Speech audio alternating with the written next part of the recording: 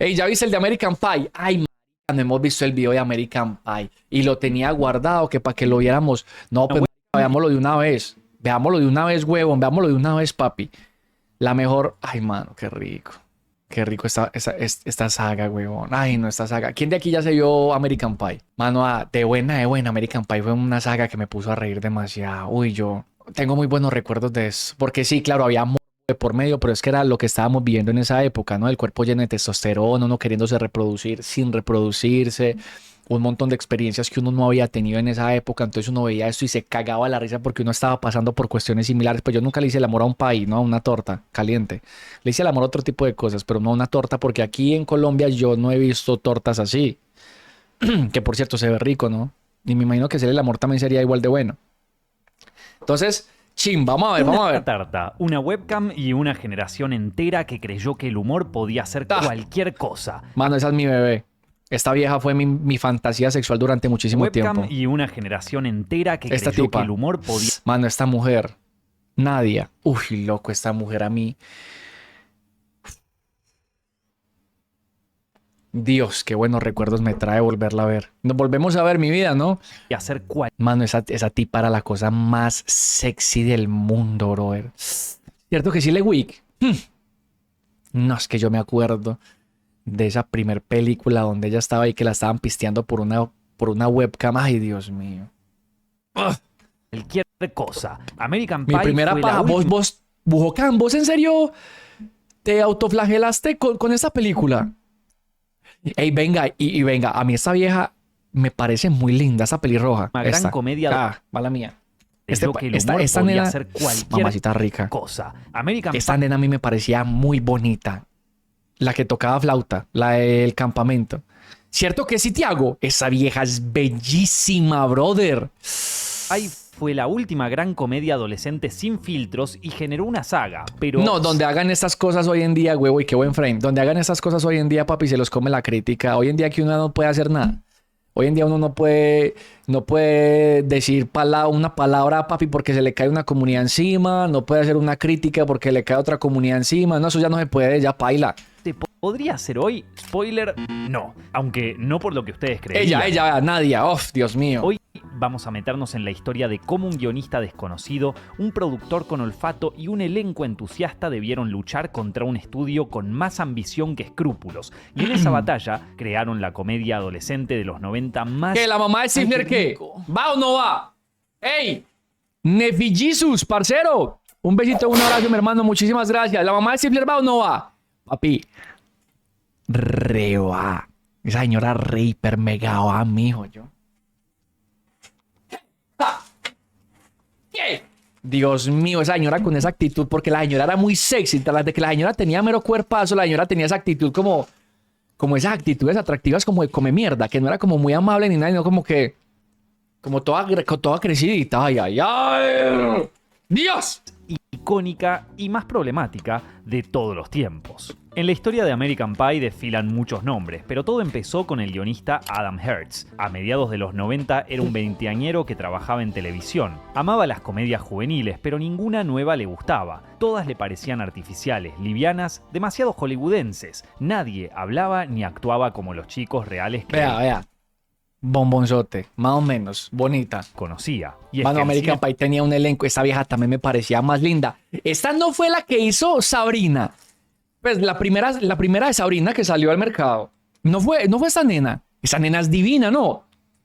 Mainstream de los años 90 le tenía pánico a lo políticamente incorrecto. El mismo Tarantino decía que a diferencia de los 80s, el Hollywood comercial de principio de los 90 se había encorsetado en el tipo de películas por las que apostaba. La sexualidad explícita, el humor negro y la violencia había dejado las grandes salas y se limitaba únicamente a algunas propuestas independientes. Hertz extrañaba las comedias juveniles de la década anterior, como Porky's y Fast Time at the Richmond High. Eran películas descaradas, honestas, donde los personajes tenían... ¿Ustedes se vieron Porky's o no?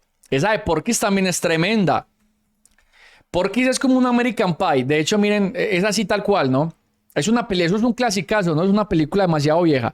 Pero es básicamente lo mismo. De hecho, miren, ahí como pisteándose en un baño. Vean.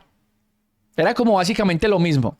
y hacían tonterías propias de su edad. Se preguntó por qué nadie estaba haciendo esa clase de films, y entonces se le prendió la lamparita. En sus pocos ratos libres, Hertz escribió un guión acerca de un grupo de amigos de la secundaria. Pensó en Porky's, pero se inspiró más en su propia adolescencia. Había crecido en East Grand Rapids, un pueblo de Michigan. Allí se divertía con sus amigos y empezaba a salir con chicas. Algunas anécdotas incómodas y las conversaciones privadas fueron decisivas para darle forma a un borrador de apenas 30 páginas. Se lo dio a leer a su compañero de piso y a otros allegados, y todos pensaron lo mismo. Era un desastre. Pero Hertz confiaba demasiado en la idea. Dejó su trabajo en televisión y se dedicó al texto. Aún así, sabía que le estaba faltando algo para que funcionara. Mano, esa pelirroja es divina, huevón. Además de que se ve como toda inocente, ¿no? Y terminó siendo mera diabla. Le mostró el material a otro amigo suyo, Chris Bender. También tenía 20 y pocos años y quería ser productor de cine. En ese momento trabajaba como representante de guionistas desconocidos. Apenas se conocieron, Bender le dijo que él también era fanático de las comedias de los 80 y había crecido en un pueblo rodeado de amigos. Empezaron a recordar historias alocadas, donde perder la virginidad parecía ser lo único que importaba en el mundo. Y entonces... Es Bender que a esa edad era básicamente lo único que importaba. Una premisa. Un grupo de amigos hace una apuesta para perder la virginidad antes de graduarse. A Hertz le sonó muy tonto. Bender le contó que las posibilidades de esa trama podrían devolver esa comedia que adoraban. El guionista imaginó varios gags a partir de algunas situaciones y pensó que no estaba tan mal. De hecho, hizo funcionar su proyecto. Gracias a Bender, Hertz escribió una historia sobre adolescentes de último año de secundaria. Se aproxima la graduación, por lo que deciden hacer un pacto de perder la virginidad antes de esa noche. Una meta nada fácil. El primero en entenderlo es Jim Levenstein, el protagonista y eje de las situaciones más hilarantes. Sobre todo cuando decide comprobar por qué estar con una mujer sabe como un buen pay de manzana. El guionista no se basó en ninguna experiencia personal ni en ninguna leyenda. Lo inventó de cero porque le parecía lo más delirante que podía ser un adolescente excitado. Lo escribió sin mostrar nada. No quería escandalizar. Sino... Muy chimba porque el papel de ese señor es como el papá comprensivo, ¿no? Hey, yo también pasé por ahí, yo entiendo los cambios hormonales que tenés, no te preocupes, no te avergüences, el señor es una figura, güey. Y él fue una leyenda en el colegio, ¿cierto? Mostrar la ansiedad real de un muchacho ante su primera vez. Uy, pana. Si bien se inspiró en su adolescencia, Nadia, Dios mío, hermano. la historia en la actualidad. Incorporó tecnología novedosa como internet, los primeros chats y las primeras webcams. Serían claves para la escena en la que Jim quiere filmar su intimidad con Nadia, una atractiva estudiante de intercambio. Por desgracia, termina registrando sus propias torpezas para la intimidad. Este tipo de humor y esos roles femeninos hoy serían imposibles en un film, pero ya hablaremos de eso un poco más adelante. Para chequear si la historia funcionaba, Hertz le mostró el borrador a su hermano. Se lo devolvió a los 2 días y en donde aparece la madre de Stifler, escribió: "Es una MILF, una madre increíble con la que me gustaría acostarme". Hertz se enteró de que ese término era muy usado en la Universidad de Michigan y no dudó en incorporarlo a la historia. Tampoco sospechaba que eso también generaría toda clase de opiniones. A comienzos de 1998, Hertz completó el guión. A Bender también le encantó, pero los dos se hicieron una pregunta antipática. ¿Quién en Hollywood apostaría por una propuesta a contracorriente de la época? En una declaración de principios mandaron el guión a cada estudio con el siguiente título: una comedia sexual adolescente sin título que se puede hacer por menos de $10 millones y que probablemente la mayoría de los lectores odiarán, pero creo que a ustedes les encantará. Querían llamar la atención de cada ejecutivo de Hollywood y lo lograron. En pocas horas se generó una puja entre las principales compañías, como si fuera un blockbuster de un cineasta consagrado. Hertz y Bender no lo podían creer, pero se imaginaron qué podría haber potenciado ese fenómeno. En los últimos meses, la comedia estaba volviendo nuevamente a... Calmón en mi vida, muchas gracias. Toma tu latigazo, bebé. Lo más osado y escatológico. Films como Tonto y Retonto y Ace Ventura recuperaron la incorrección política de los 80. En la televisión, Beavis and Butthead y South Park cautivaban a los niños y no tan niños con un humor que desconocía límites. Hacer chistes con fluidos, sustancias prohibidas y temas tabú se estaba volviendo rentable. Conscientes de ser el centro de la atención, Hertz y Bender se inclinaron por Universal Pictures. Los ejecutivos adquirieron el guión por $650,000, una cifra alta para un escritor sin experiencia. Bender se ocupó de las negociaciones y logró que el estudio se comprometiera a conservar los rasgos que hacían único al proyecto, sin tratar de suavizarlo. Y no venga, ¿cómo así? O sea, a ellos les dan $650,000 y ya se desentienden. De ahí para arriba ya no cogen nada más, ya no muerden ni de comisiones ni absolutamente nada. Es como, listo, véndanos la idea, véndanos el guión y ya nosotros vemos qué hacemos con eso. Y ya, eso es todo. Bien, bien. Peso.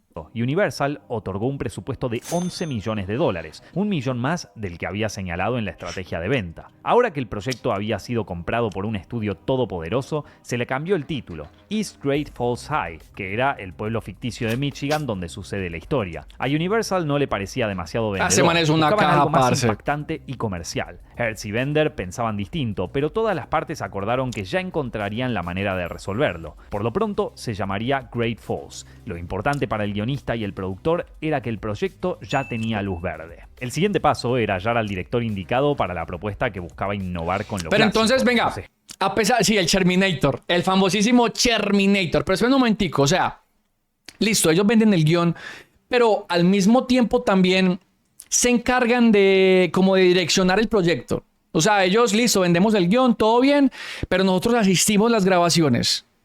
No van. ejecutivos de Universal Participan, no, bien. no solo tenían un nombre en mente, sino dos, Chris y Paul Weitz. Venían de escribir la película animada Ants, Buenísima, de papi, esta película es una cosa... Uy, esa película tiene un mensaje social, brother, y eso que eso es una película para niños. industria los consideraba las nuevas promesas en la comedia. El llamado de Universal los sorprendió porque nunca habían dirigido nada. Los Weitz comenzaron a leer el guión con desconfianza, pero enseguida se entusiasmaron. El humor escatológico les resultó gracioso, pero notaron que la historia también tenía un corazón genuino. Tocaba temas como la amistad, las presiones sociales y la diferencia entre el verdadero amor y lo meramente superficial. Los Weitz se presentaron a una reunión con Universal, Hertz y Bender, y fueron muy específicos. No habían visto ni Porky's ni ninguna de esas comedias juveniles, pero les gustó el guión. Querían que el público se riera de los chistes y las locuras, pero que también se identificara con los personajes. Hertz y el estudio se dieron cuenta de algo. Al no estar tan atados al género, podrían aportar algo novedoso. El guionista asintió y los ejecutivos prepararon el contrato. A los Weitz también les gustó que fuera una película de presupuesto discreto. Así, el estudio no se metería demasiado, o eso pensaban. Y si resultaba un fracaso, al menos no sería algo tan catastrófico y podrían volver a ser guionistas. Con directores a bordo, los responsables de American Pie, que todavía se llamaba Great Falls, se dedicaron a uno de los puntos fuertes de la película y de esta historia: el elenco. Universal quería caras conocidas. Para el rol de Jim pensaron en Jonathan Taylor Thomas, famoso por la sitcom Home Improvement. Sin embargo, los Weitz habían comenzado con un exhaustivo casting y pronto dieron con Jason Biggs. Venía actuando desde niño, aunque sin relevancia. Parce, la verdad, ese pelado fue... O sea, ese marica nació para ese papel, no. Yo siento que la personalidad de ese man es así, como en la película. Tiene el rostro de pelado que es muy caja, pero es muy agüevado al mismo tiempo. Eso es que usted dice, parece mero bien huevón, pero es mera hueva. Así es, ese man nació para ese papel, la verdad. Buscaba cambiar esa fortuna en su transición a roles de adolescente. Leyó el guión, le gustó el personaje y lo dio todo en su prueba. Los hermanos advirtieron que había nacido para ser aquel antihéroe de hormonas descontroladas. Le contaron a los ejecutivos que era su única opción, pero Universal insistía con Taylor Thomas. No, Le mandaron ese no. el guión y organizaron negociaciones. Aunque también tiene hasta como que carita de hueva, ¿sí o qué? el ídolo rechazó la oferta. Ese papel arruinaría su imagen de chico sano. Sin disimular el disgusto, en Universal se rindieron y vieron la audición de Biggs. Recién ahí admitieron que era el indicado. Los Weitz y Universal tenían a Jim, pero aún quedaba hallar a sus compañeros y familiares, en especial a sus amigos. Una situación parecida fue la de Eddie K. Thomas, que fue seleccionado para encarar a Paul Finch, el snob que se cree más que el resto. Al igual que Biggs, había sido un actor infantil y estaba haciendo el pasaje a papeles más maduros. El rol de Oz, el deportista romántico, fue para Chris Klein, un recién llegado a Hollywood. Para componer a Kevin Myers, el líder del grupo, eligieron a Thomas y a Nicholas. Cuando su agente le trajo el guión, la primera página todavía decía comedia sexual de adolescentes sin título, y la escena que le tocaba leer en la audición era la de intimidad entre Kevin y Vicky. El actor pensó que le estaban ofreciendo una película triple X y casi rechaza el papel. El desafío fue hallar al actor para Steve Stifler. El personaje era impulsivo. Papi, hablando de personas que nacieron para ese papel, ese Stifler es magnífico, mano. Ese man, pues es una lástima que este parcero hubiera quedado sepultado básicamente por este papel, que uno creería, no, que catapultado, sí o qué. Que bueno, no sé si ustedes sabían, pero ese man paila. O sea, ese man después de esa serie no volvió a, después de la serie, no, después de esa saga no volvió a conseguir, pues consiguió trabajo en otras películas, pero no le fue muy bien que digamos, porque siempre quedó como con esa personalidad. estuvo en una con La Roca, si no estoy mal, que llamaba En Búsqueda del Tesoro. Le fue bien en esa. Pero el man, o sea, el man ya quedó casado con esas películas. O sea, con esa personalidad. Como, hey, es que él es Stifler. Es Stifler, huevón. Y él es así loquito y un patán y cositas así. Arrogante. Puta, ¿qué hice? Ay, qué chimba. Ya. Competitivo, machista y hacía bromas pesadas, pero no dejaba de ser simpático. Los Whites evaluaron a jóvenes experimentados hasta que encontraron a John William Scott. Tenía poca experiencia delante de cámara y se ganaba la vida haciendo trabajos de limpieza o vendiendo comestibles, pero cuando hizo su audición, los directores reconocieron un carisma innato. En su vida personal, Scott era totalmente lo contrario a Stifler. Para desarrollar su personaje, llamó a los 8 compañeros. Yo juraría que ese man en la vida real, mano, es que ese man le sale tan natural ese papel, parce. Sí, ese man era el propio maestro del Miwin. No, pintoso. Ese man era repinta, huevón. De secundaria que más detestaba y se juntó con ellos un rato. De uno sacó la forma de caminar, de otro la de hablar y así sucesivamente. Cuando combinó todo, retrató en Stifler a ese desquiciado estudiante que todos odiamos y amamos al mismo tiempo. Una vez que hallaron al elenco de varones... Al famosísimo Eric Cartman. Whites y el estudio se dedicaron a los papeles femeninos. Como tendrían que hacer algunas escenas de intimidad, buscaron actrices mayores de 18 años. El rol de Michelle, la nerd que cautiva a Jim, quedó en manos de Alison Hannigan, que formaba parte de la serie Buffy la cazavampiros. Le gustó el personaje porque era diferente al que normalmente interpretaba. Podía pasar por inocente, pero en la intimidad desplegaba su ferocidad. Pero lo que la terminó de confirmar como la Michelle definitiva fue su mala suerte durante el casting. Resulta que mientras esperaba que la llamaran para la audición, le agarraron unas ganas tremendas de ir al baño, y justo cuando se levantó de la sala de espera, la llamaron y tuvo que hacer la audición mientras casi se hace encima. La ansiedad y el apuro en sus líneas de diálogo terminaron jugándole a favor, de modo que los Whites la eligieron como Michelle. Para Vicky, la novia de Kevin... Mano, Vicky también es un bizcochote. Esa mujer tiene un rostro... Los ojos de esa mujer es divina. Pues yo creo que a nosotros nos parece muy atractiva las mujeres así, porque aquí en Colombia no las encontramos, pues no es como muy común ver mujeres así, pero esa mujer es divina, weón, es muy bonita. Eligieron a Tara Reid, que venía de hacer un pequeño papel en El Gran Lebowski. Heather, el interés amoroso de Oz, fue para Mina Suvari, que venía apareciendo en películas independientes. Jessica, la amiga sarcástica de Vicky, le correspondió a Natasha Lyonne, un rol femenino pequeño pero sin...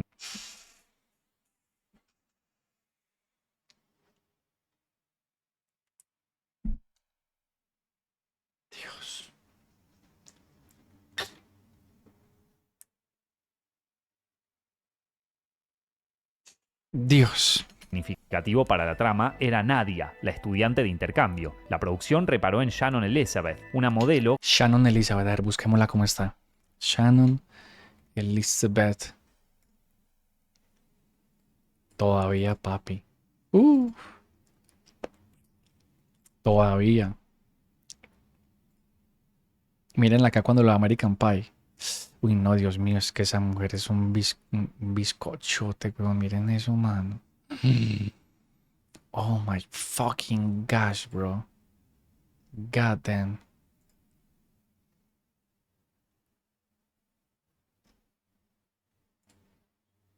Uf. Se ve muy rara acá, ¿no? Pero se le va. ¿No?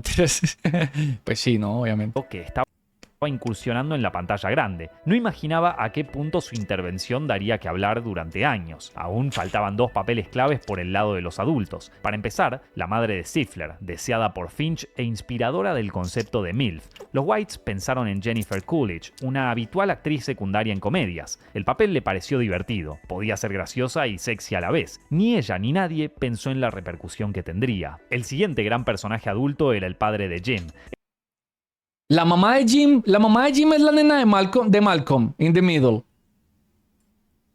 Esta vez Universal quería un veterano de renombre y contactó a Bill Murray, pero el astro no se interesó en la oferta. Los Whites consideraron otros actores y se acordaron de Eugene Levy. Era uno de los comediantes más queridos y respetados de Norteamérica, pero gracias al stand-up. En el cine había tenido poca suerte, con papeles olvidables. Recibió el guión, lo leyó, pero no le convenció el personaje. Hertz lo imaginó como un padre modelo, y Levy propuso algo mejor, hacerlo un neurótico adorable que quiere ayudar a su hijo aunque se vuelve vuelve pesado. A los Whites les gustó la idea. También al guionista, al punto de aceptar que el actor improvise diálogos. Los Whites estaban contentos con el reparto y se pusieron felices durante el primer ensayo. Todos tenían una química innegable. Además, parecían conformes con su sueldo. Cobraron entre $10,000 y $60,000. Bueno, a Scott le tocó cobrar $8,000, pero no protestó porque era el...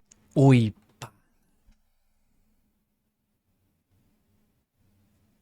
Uf, les salió jodidamente barato, weón. No, los golearon. Perro, los golearon.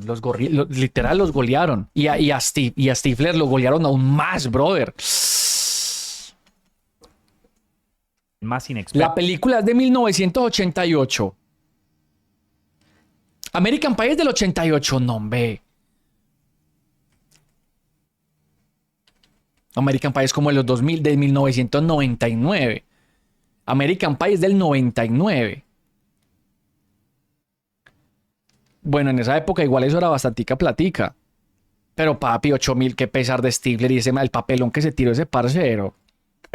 Y estaba ante su gran oportunidad. Con todo listo, el equipo de American Pie, que por entonces se llamaba Great Falls, se sumergió en un rodaje desafiante. La filmación comenzó el 21 de julio de 1998. Si bien la historia transcurría en Michigan, la producción trabajó en locaciones de Long Beach y otros puntos de California. Si les interesa, en nuestra serie Cine en la Vida Real visitamos la casa de Jim en Pasadena. El primer día fue clave. El elenco estaba entusiasmado y para muchos eran sus primeros papeles principales. El caso de los Whites era aún más extremo. Venían trabajando con las cabezas de fotografía, arte y otras áreas en preproducción, pero afrontar el día a día de un rodaje fue la prueba de fuego. Se tenían el uno a otro, pero no se sentían preparados para trabajar con un equipo técnico experimentado. Dudaban de su propia valía como directores en un proyecto de ese tamaño, pero los consolaba saber que al menos ningún ejecutivo de Universal los molestaría. Pero cuando hicieron la primera toma, todo comenzó a fluir. Los actores se mostraron colaborativos, en especial Levi, el más veterano del set. Los Whites aprovecharon aquel clima de libertad y camaradería y le sacaron partido por el resto de la filmación. El gran desafío de los Whites era encontrar el punto justo entre la comedia desaforada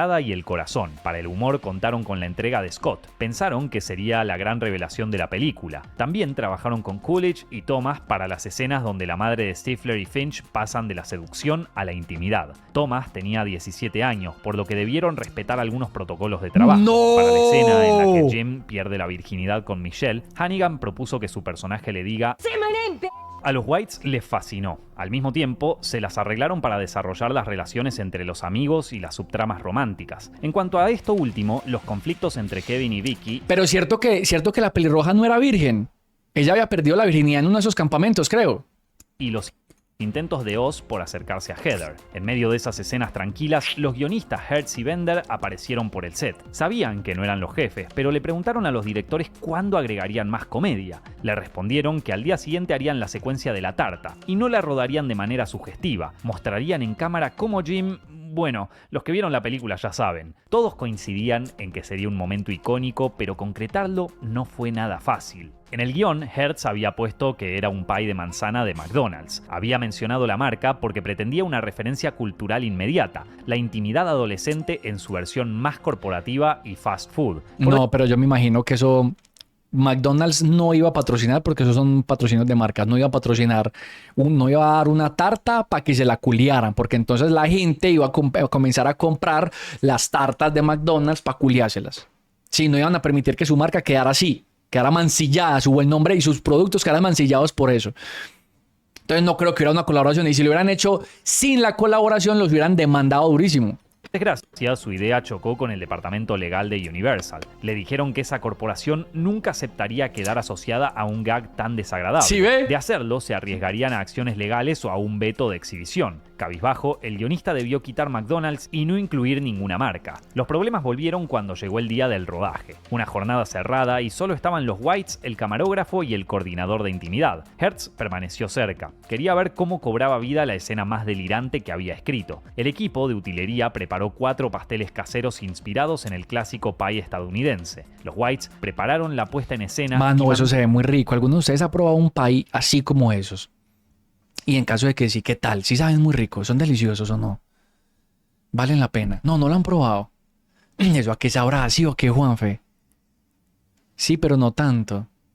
Es que sí, también me lo culié. ¿Eso es maluco? No me jodas, en serio. Es muy dulce. Es que se le va, meros enfermitos.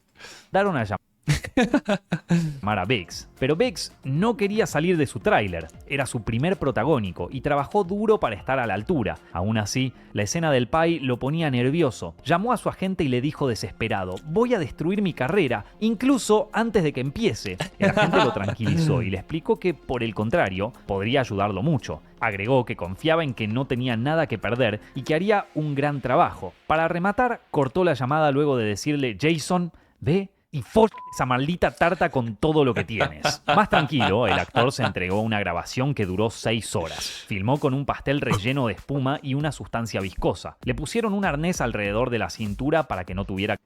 Ay, no, yo no te puedo creer, mano. 6 horas comiéndose un pastel uno tras otro. Eso ya es muy enfermizo, ¿no? Eso ya es muy enfermizo, huevón.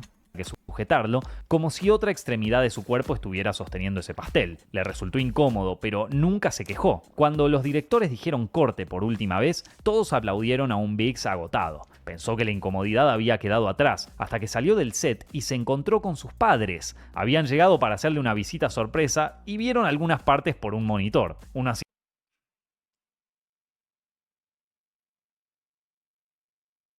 No, imagínate la mamá. Ay, imagínate la mamá chicaneando con las amigas. No, mi hijo está trabajando en una película en Hollywood, está actuando, es uno de los actores de los personajes principales. Es más, hoy le voy a ir a hacer la visita y llegar usted, papi, al set de grabación y su hijo ahí comiéndose un payasía bien sabroso, bien jugoso, bien rico. Ay, no pasa.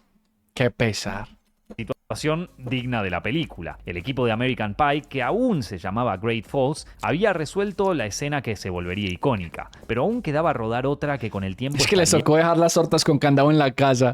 En el ojo de la tormenta. Y sí, aunque muchos quieran cancelarla, American Pie fue una de mis comedias preferidas durante la adolescencia. Y si vos también amás el cine y hasta te inspira a escribir... Sebastián, te amo, mi amor hermoso, precioso. Toma tu latigazo. Muchísimas gracias. Comedias políticamente incorrectas, no puedo dejar de recomendarte mi curso de guión cinematográfico definitivo, que solo durante esta semana de Black Friday está un 70% de descuento. ¿Escuchaste bien? 70% Black Friday que utilicé para vender mi serie de comedia Hay algo en el bosque a una plataforma como Disney Plus. Todo lo que cuento en el curso viene de experiencia real y ayudó a miles de personas a escribir y también a vender sus propios proyectos. Conseguí ahora mismo mi curso de guión en el link que te dejo abajo en la descripción y aprovecha ahora mismo el descuento más grande que hicimos en el año, 70% de descuento. Dicho esto, volvemos con el video. Otras escenas grotescas que fueron muy divertidas de filmar fueron la de Stifler tomando una cerveza mezclada con... ¡Sí, Alfred! ¡Es chile! Para lograr esa consistencia, el equipo mezcló cerveza con claras de huevo y a John William Scott igual le pareció asqueroso. Su reacción fue bastante realista. En la última etapa del rodaje, los Whites y su equipo se abocaron a la secuencia en la que Jim filma a Nadia, pero todo sale mal. Estaban decididos a crear un audaz ejercicio de comedia física. Hablaron con Elizabeth, que no disimulaba su preocupación. Los directores le aseguraron que la harían sentir cómoda. La producción preparó 2 sets. Uno correspondía al dormitorio de Jim, donde se filmarían las reacciones, y otro era un espacio cerrado solo para la actriz. Allí solo estarían los directores y algunas mujeres de la producción. Cuando llegó el momento de rodar, Elizabeth sintió que tenía control sobre lo que mostraría. También aprovechó para improvisar algunos momentos, como cuando se mira al espejo. Por su parte, los Whites utilizaron planos cortos y separados para que ella... Tengo que volverme a ver esa película, es que no me acuerdo. Hay partes, tengo lagunas mentales, lo lamento. Hay partes de las que en realidad no me acuerdo. Pero, pues en honor a la ciencia, la verdad.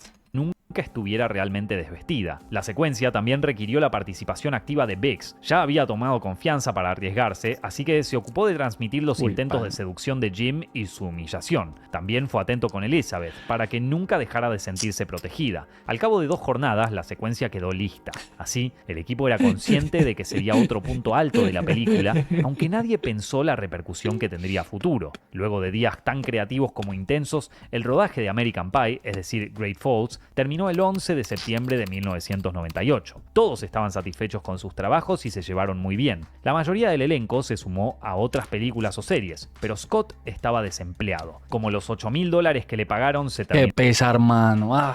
terminaron enseguida, se puso a trabajar en un puesto de comidas del zoológico de Los Ángeles. Uy, qué gonorrea. Imagínate filmar una de las películas más icónicas de los últimos tiempos. y que tengas que irte a trabajar vendiendo comida en un zoológico, huevón, por lo que te pagan. Vean que eso no rinde para nada. $8,000, mano. Qué pesar. Y ese man se hizo un papelazo. O sea, la verdad, ese tipo se hizo un señor papelazo. Los productores, a pesar de que él había firmado un contrato por $8,000, debieron de haberle dado un poquitico más. Al final, como hay papi, una unificación, tenga unos $10,000 más. ¿Sí o qué? A lo bien. Porque el papelazo que se tiró a ese tipo es una cosa brutal, huevón. Ángeles. En tanto, los Whites se abocaron a la postproducción. Creyeron que ahora podrían trabajar tranquilos, sin localizaciones ni actores, pero se habían confundido. Al cabo de unos meses, los Whites tuvieron listo un corte de la película. Pronto se organizó una es que la proyección película para no se Hertz, había estrenado, mala mía. y los altos mandos de Universal. Los hermanos se ubicaron en los asientos del fondo de la sala. Se preguntaban cómo los ejecutivos reaccionarían ante las escenas más excesivas. Escucharon carcajadas durante la escena de Jim y la tarta, pero pocas risas en otros momentos, como la cámara oculta de Nadia y el baile del No, protagonista. pero este momento es muy divertido, huevón. Porque es como la inocencia de una persona que es virgen rozando con la ridiculez porque no sabe cómo actuar. A mí me parece que esta escena es muy chimba. Que ha de ser súper incómoda verla con la mamá, ¿no? Finalizar la función, los Whites fueron felicitados por Hertz y Bender. Estaban felices con el resultado. Luego se le acercaron los ejecutivos. Los directores esperaron cuestionamientos y exigencias. Y pasó eso, pero no como esperaban. Para empezar, les había encantado el humor de la película. Ese fervor tenía una explicación. Durante el rodaje se había estrenado There's Something About Mary, de los hermanos Farrelly. Un éxito que confirmó el auge de la... Esta es Loco por Mary. Uy, papi, esa mona... ¿Cómo es que se llama? Cameron Díaz es que se llama esa vieja, ¿no? Esa es Loco por Mary, peliculaza. Uf, qué película pa' buena, hermano.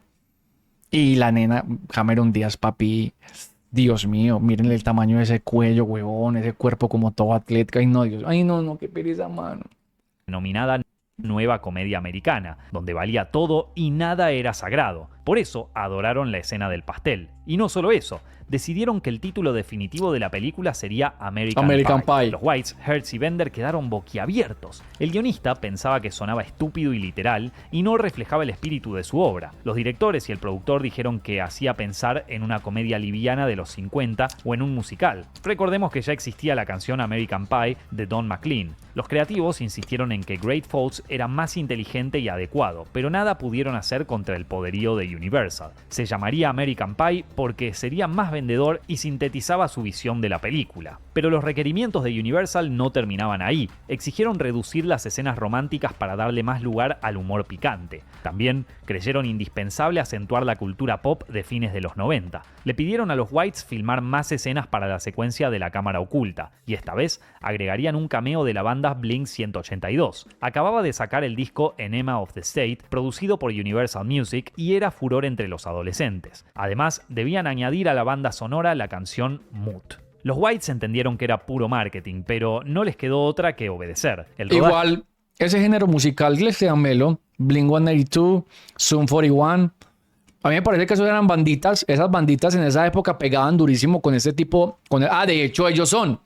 Esos son los de Blink-182. Vea, apenas vengo a caer en cuenta.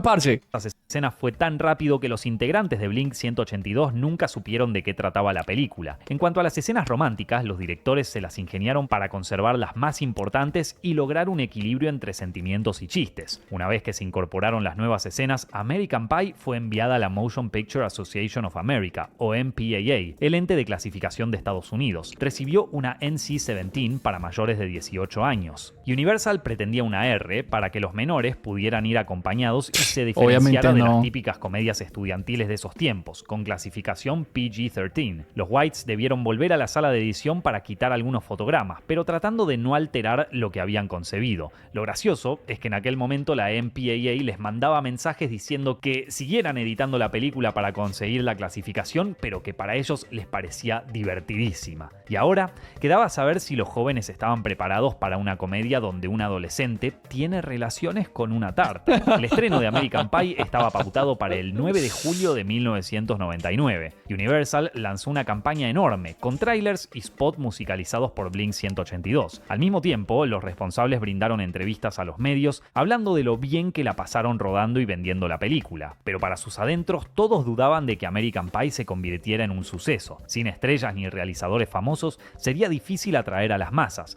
Medios como Los Angeles Times vaticinaron que sería el éxito sorpresa de la temporada. Las primeras críticas elogiaron Y le pegaron. elenco, pero la calificaron de vulgar. Además, el fin de semana anterior se había estrenado uno de los blockbusters de ese verano, Wild Wild West. Peliculaza, ¿se la han visto? Con Willie Smith. Película, eso es como un salvaje oeste, pero como cyberpunkeado, ¿no? Como post-punk. Creo que ese es el término, como todo post-punk. Espérate un momentico. It's a mad, mad world. Protagonizado por el Steampunk, siempre taquillero steampunk. Will Smith. Pese al panorama A mí me adverso, gustó. American Pie Que es como sorprendió con a una todos. araña. En su primer fin de semana lideró el box office, humillando a Wild Wild West y al resto de la cartelera. Ningún adolescente se la quiso perder. Incluso con las peores críticas, conectaron con los personajes, sus ansiedades y sus torpezas. Terminó recaudando 235 millones en todo el mundo. Shit. Es decir, superó los 100 millones que Hertz había vaticinado cuando hizo aquel título marketinero. Luego de meses de incertidumbre, American Pie se había convertido en un producto comercial aún más grande de lo que sus hacedores imaginaron, pero el impacto recién estaba empezando. Gracias al suceso, el elenco en particular se vio catapultado al Monte Olimpo de la fama. Muchos pasaron de desconocidos absolutos a estelarizar películas, series y obras de teatro. Biggs pasó a ser el astro juvenil más codiciado, y hasta fue convocado por directores como Woody Allen. Scott pudo dejar el puesto de comida en el zoológico para ser actor full time. El más sorprendido fue Levi. De un día para el otro había sido descubierto por una nueva generación que lo adoptó Uy, como pa, es que ese cucho es muy bueno. Ese señor se tira un papelazo, mano. En todas las películas se tira un señor papelazo, se le ve como muy natural, ¿no? uno de sus ídolos adultos. Coolidge accedió a más y mejores papeles y aprovechó su estatus de MILF para tener una vida íntima más activa, especialmente con hombres más jóvenes, y esto está 100% chequeado. En una entrevista, la actriz confirmó que gracias a su papel de mamá de Stifler, logró concretar con jóvenes atractivos que, según sus propias palabras, si no hubiera hecho la película, jamás le hubieran dado la oportunidad. Joder. American Pie también ayudó a los Whites. Valoraron todo lo aprendido durante la producción, pero no querían hacer más comedias para adolescentes. Dirigieron la comedia dramática About a Boy y de ahí pasaron a proyectos por separado. American Pie fue clave para impulsar parce, mirale el... Uy, mano. About a Boy y de ahí pasaron a proyectos por separado. American Pie Mano, esa mujer tiene unos ojos divinos, ¿no? De hecho, ¿sabes qué? Se me parece un visaje. Ay, espérate. ¿Qué le pasó a esto, weón? A eso se le rompió un pedazo. Yo no te puedo creer, gonorrea. ¡Ah! No me la contés, mano. Con razón esto me estaba tallando. Ay, a eso se le rompió un pedazo, weón. ¿Cómo coño? Con razón eso me estaba tallando. Y yo, y marica, ¿pero por qué me está tallando? Muchachos, 11 y 11, muchachos. Pidan deseo.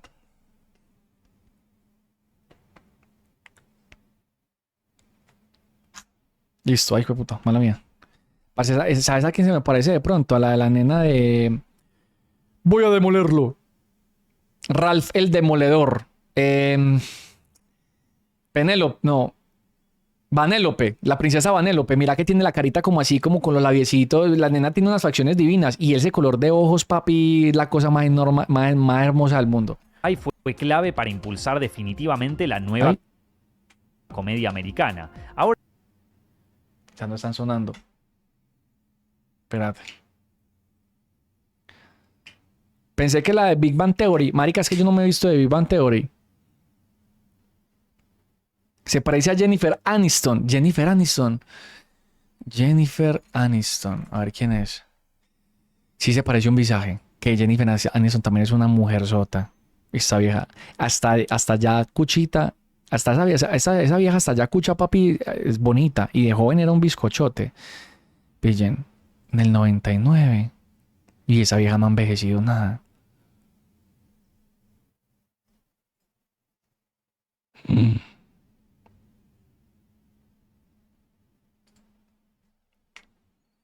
La mamá de las MILFs. Papi, un bombonzote. De buena no te has visto de Big Bang Theory. Nada, parce, no me he visto de Big Bang Theory. Hay un personaje que se parece a esa nena. ¿Cómo se llama? Ahora Salma. ¿Te refieres a Salma Hayek? ¿Ustedes vieron lo que hizo este man de Quentin Tarantino en una película que produjo él? Quentin Tarantino es un productor, te lo voy a mostrar. Quentin, un director, cineasta, ¿no? Mírenlo acá. Director de cine, muy famoso por películas como, por ejemplo, Hostel, Kill Bill, véanlo acá, Pulp Fiction, Bastardos sin Gloria. Son películas que son como muy sangrientas, muy estalladas. Y él hizo hace muchísimo tiempo una película que se llamó Del crepúsculo al amanecer. Era algo así como un bar donde se reunían los vampiros y después en la noche se transformaban y se comían a la gente y un montón de vainas. Y ese man creó una escena en esa película donde Salma Hayek, porque Salma Hayek es un bizcochote. Si es un bizcochote en ese momento, imagínense la de joven. Salma Hayek, mano, vea. Es más, crepúsculo al amanecer. Veanla acá, el papel que sea. Ella es una stripper, mírenla acá, mírenla. Una diosa, papi. Esa mujer es una diosa apoteósica, mírenla. Divina, un cuerpazo, una cara. O sea, esa mujer, la cosa más hermosa del mundo.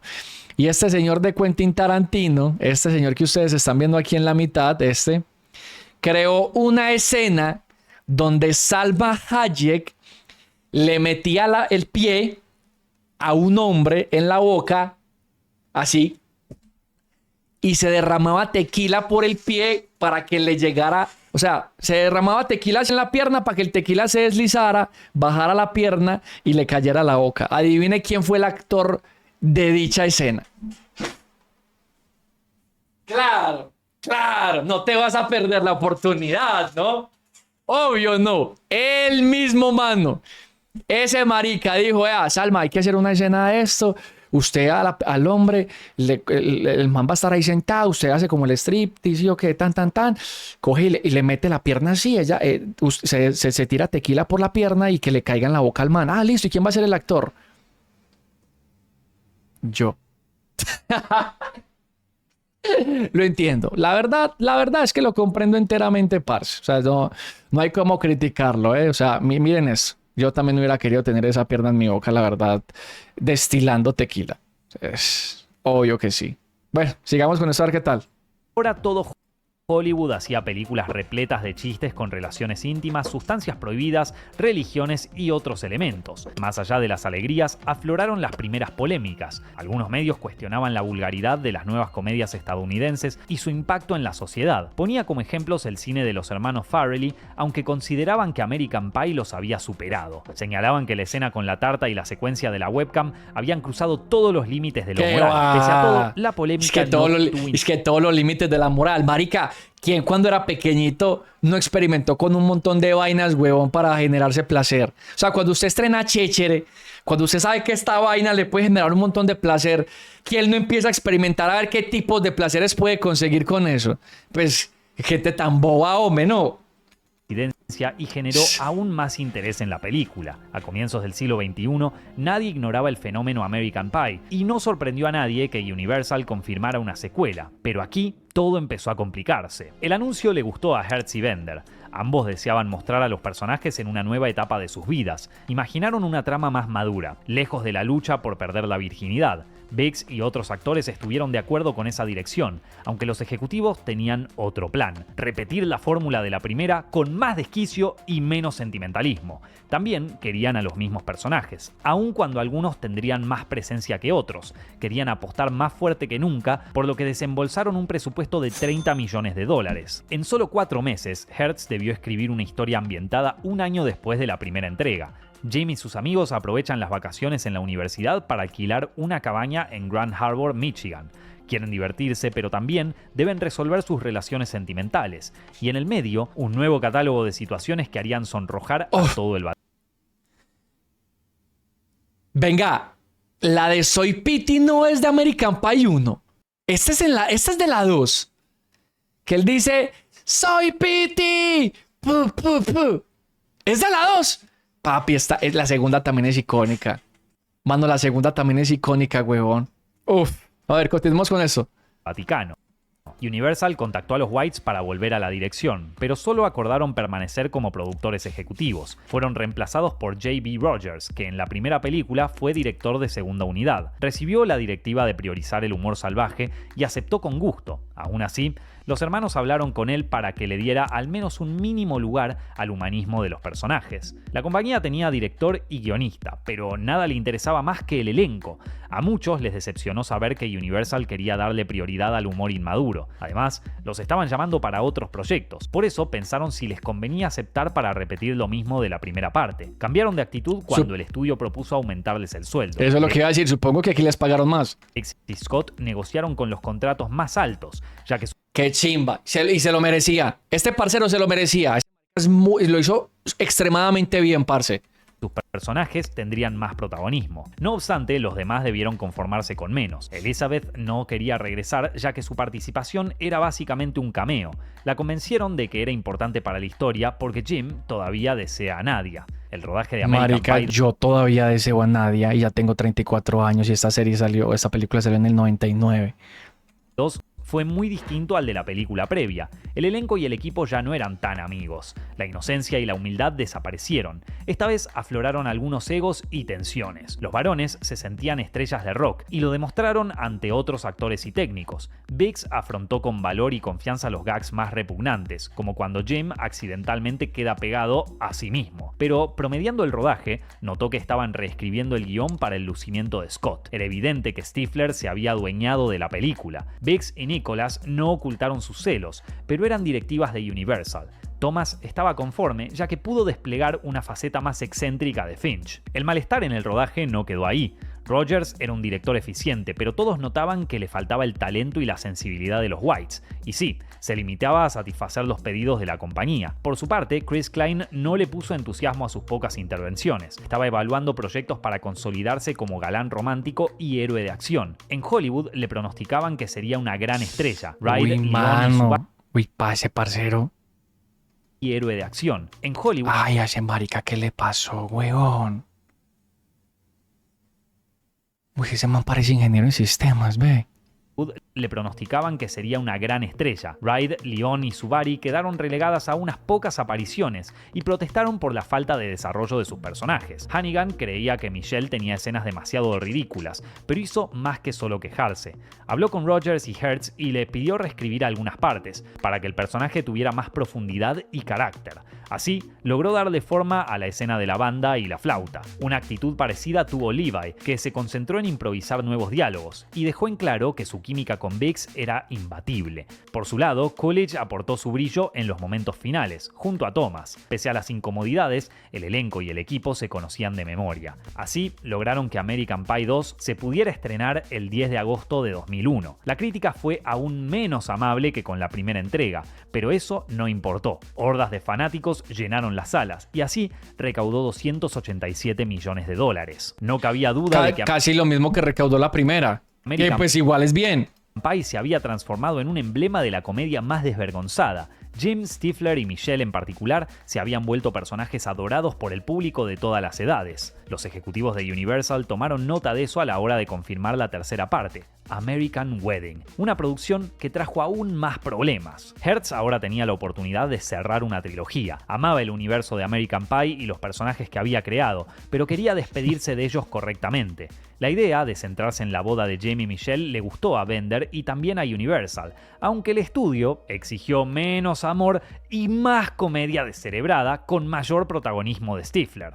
Sostenían que él y Finch debían conformar un dúo cómico sólido como se insinuaba en las películas anteriores. Por eso, Scott sería el mejor pagado del elenco. Si bien había ascendido a productor... Marica, ese parcero le fue re bien. Y nosotros en la primera que no, que qué pecadito. Vea, ese man se abrió la puerta, pero la puerta grande. Puerta, ventana y todo, destapó hasta el techo. Debió aceptar los requerimientos. A esa altura, su proyecto autobiográfico se había transformado en un monstruo donde él era un empleado más. Negarse podría complicar su carrera en Hollywood, y no tenía ganas de ser nuevamente un soñador anónimo. Los hermanos Weitz pensaban algo parecido, aunque también permanecieron como productores ejecutivos. Bender se sumó, pero estaba cansado de esa dinámica. Para tener control absoluto sobre la película, Universal contrató como director a Jesse Dylan. Venía de dirigir la comedia How High, pero era más conocido por ser el hijo de Bob Dylan. No era precisamente un fan de las películas anteriores, pero los ejecutivos solo querían que hiciera el film más gracioso y atrevido de los tres. American Wedding trajo de regreso a Biggs, Hannigan, Scott, Thomas, Nicholas y Levi. No obstante, Hertz debió suprimir a los personajes de Klein, Reed, Leon y Subari. Chris estaba trabajando en una película bélica, y las chicas no pudieron negociar para al menos hacer un cameo. Ningún ejecutivo pensó que fueran tan importantes como para gastar dinero en incluirlas. El rodaje de American Wedding fue una exacerbación del clima enrarecido de American Pie 2. Biggs y Hannigan aún esperaban explorar la faceta romántica de sus personajes, pero Universal controló que fuera el unipersonal de Stifler. Para la secuencia de la competencia de baile, le permitieron ensayar una semana con coreógrafos profesionales. Este exceso de presencia provocó que el personaje se degradara a una caricatura de sí mismo. Thomas pudo ser su partener en varias escenas, pero Nicholas, o sea Kevin, estaba furioso. Sus intervenciones eran prácticamente nulas, y seamos sinceros, hasta los más fanáticos de la saga se olvidaron de que Kevin aparece en esa película. Biggs también podría haber protestado, pero ni se molestó. Estaba harto del calor extremo de Pasadena, donde estaban filmando, y de componer a un muchacho torpe. Como otros integrantes del elenco, llegaba al set, hacía sus escenas y se iba. En la última jornada de rodaje sintió un alivio inmenso. Quería despedirse de Jim para siempre. En medio de un ambiente negativo, American Wedding se estrenó el 1 de agosto de 2003. Había costado $55 millones y recaudó 231 millones. Recaudó aún menos. Mira que cada vez le invertían más y recaudaba menos. Sin embargo, seguía recaudando muchísimo. O sea, de 30 millones a 280 y punta, pues igual la ganancia era abismal. Sonrió, pero pensó que había tenido suficiente y se concentró en otros proyectos. El elenco hizo lo mismo. El público también advirtió que el encanto de la primera parte se había esfumado y el desgaste traspasaba la pantalla. Los únicos que no notaron esto fueron los ejecutivos de Universal. Ellos festejaron y expandieron el universo con largometrajes mediocres para el mercado doméstico. Con el encabezado de American Pie Presents hicieron Bandcamp, Naked Mile, Beta House y Book of Love. El único actor recurrente fue Levi. Hasta los más devotos pensaron que estas películas ya carecían de alma y de gracia. La gente quería a Jim, Michelle y los demás, y más protagonismo del padre de Jim. El estudio comprendió que si no querían que la franquicia muriera, era hora de reunir al equipo ganador. Pero eso no sería sencillo. A comienzos de la década del 2010, la nostalgia se impuso en la cultura pop y devino marketing. Universal le contó esto a Hertz, que a pesar de los traspiés, no le guardaba rencor al estudio. La idea de concretar American Reunion le gustó. Ya había pasado mucho tiempo de aquellos malos tragos con American Wedding y el auge de las redes sociales había posibilitado reuniones de ex compañeros de colegio. Eso le pareció un gran punto de partida para revivir la saga, pero esta vez debió arreglárselas sin Bender, porque él logró cumplir su sueño y estaba triunfando como productor de otras películas. Ese marica fue el que hizo ¿Qué pasó ayer? Parce, a ese man le fue re bien, huevón. ¿Sí o qué? Hertz también aceptó retomar su puesto de productor, pero por primera vez no escribió la película. El guión y la dirección... Y esa película de ¿Qué pasó ayer? Es brutal. John Hurwitz y Hayden Schlossberg, los creadores de otra saga incorrecta, Harold and Kumar. Eran fanáticos de American Pie y se propusieron recuperar el espíritu original.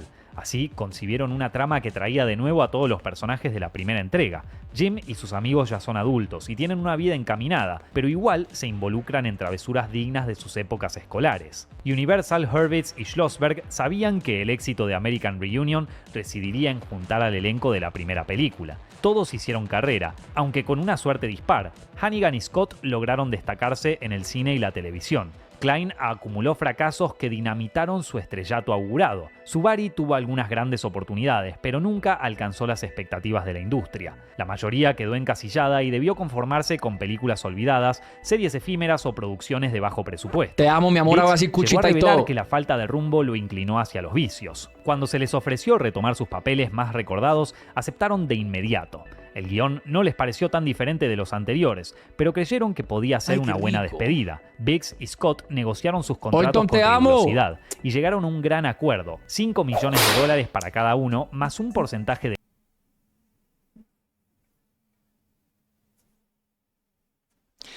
Uy, pa, ese marica pasó de ganarse 8.000 dólares a 5 millones de dólares. Ay, loco. De las ganancias. No olvidemos que por la primera parte a Scott le pagaron apenas $8.000. Con un presupuesto de $50 millones, el rodaje de American Reunion se asemejó a una verdadera reunión de ex compañeros. Los actores, como sus personajes, habían pasado por mucho. Hubo conversaciones y sonrisas, pero cada uno estaba en la propia etapa de su vida. Una vez más quedó demostrado que no se habían vuelto tan amigos, aunque la química entre ellos era perfecta. Scott seguía teniendo mucho protagonismo, ya que Stifler era un personaje estancado en la secundaria. De allí partía buena parte del humor.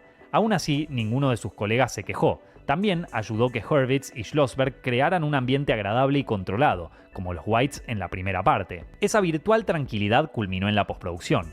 Universal precisaba más humor, así que solicitó filmar 2 secuencias, una fiesta en la playa y Jim sin ropa. Biggs no estaba contento de hacer siempre lo mismo, pero se tragó la bronca y cumplió. Esta vez esperaba librarse de su personaje para siempre. American Reunion llegó a los cines el 6 de abril de 2012. Como en los viejos tiempos, la mayoría de la crítica fue incisiva, pero logró recaudar $235 millones.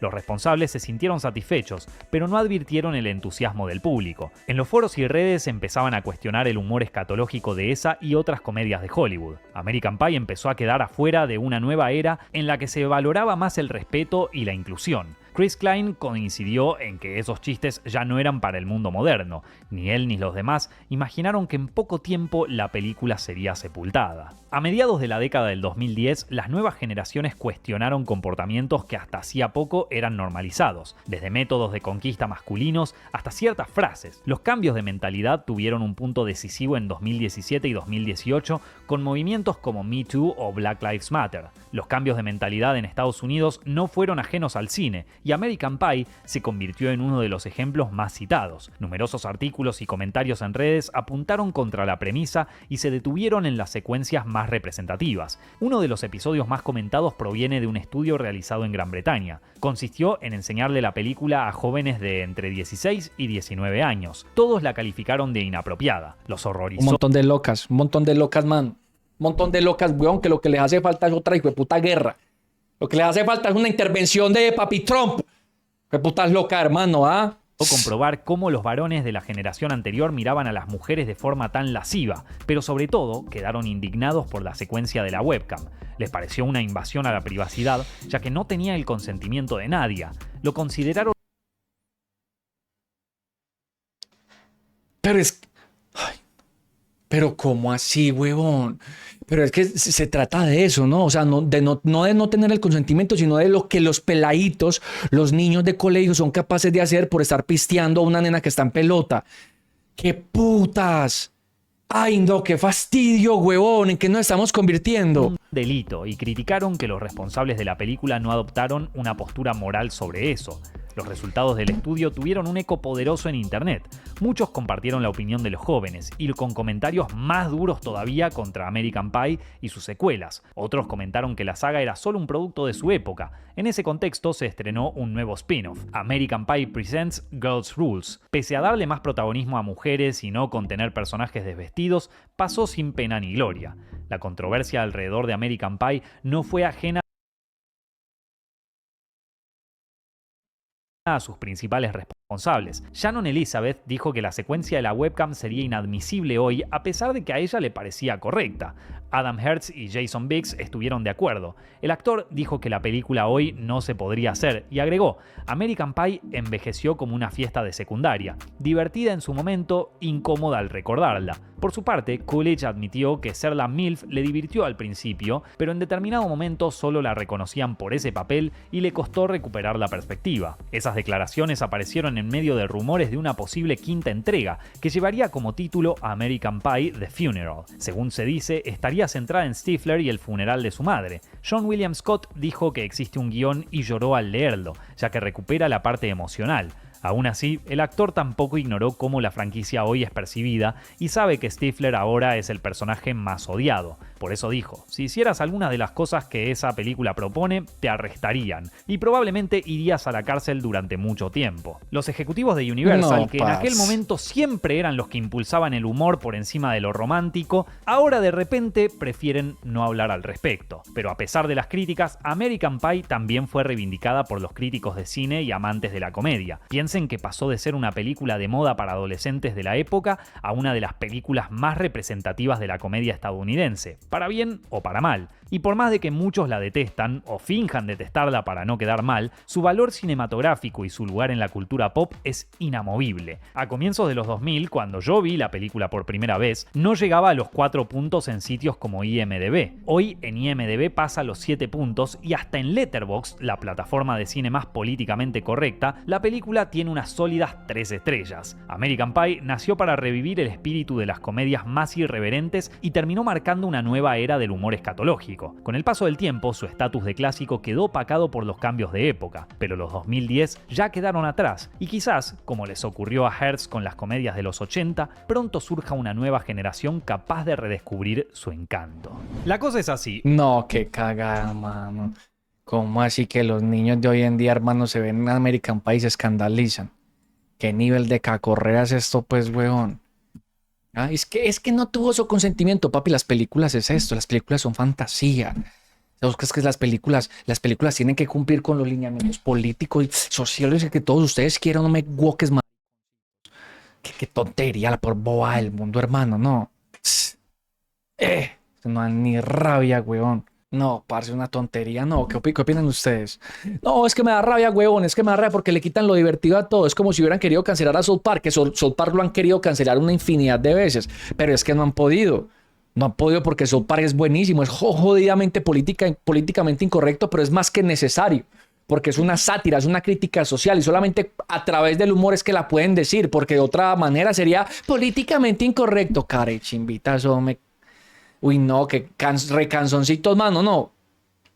Recanzoncitos, móralo bien. Uy, qué fastidio, huevón.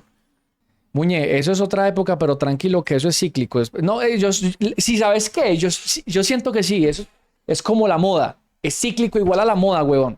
Muñe, a mí me gustó esa película y tengo 14 años. Yo creo que todo el mundo entiende que no se debe hacer lo que pasa en la película. Sin embargo, también todo el mundo entiende que son facetas por las que uno pasa. Que aunque uno no quiera, pues termina cayendo en ellas porque así funciona el cuerpo humano. Uno va creciendo, la curiosidad,